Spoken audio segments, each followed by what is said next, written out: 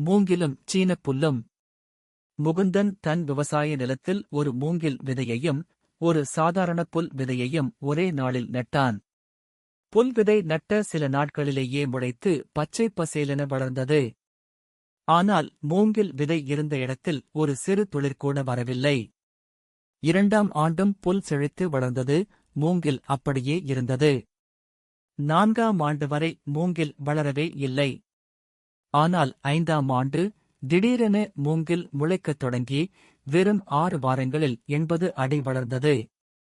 முகுந்தன் உணர்ந்தான், அந்த 4 ஆண்டுகளும் மூங்கில் பூமிக்கு அடியில் தன் வேர்களை பலப்படுத்துவதில் பிஸியாக இருந்தது. வேர் பலமாக இருந்ததால்தான் அதனால் இவ்வளவு உயரமாக வளர முடிந்தது. நண்பர்களே, வெற்றி தாமதமாகும் போது வருத்தப்படாதீர்கள், உங்கள் அஸ்திவாரம் பலமாகிக் கொண்டிருக்கிறது என்று அர்த்தம்.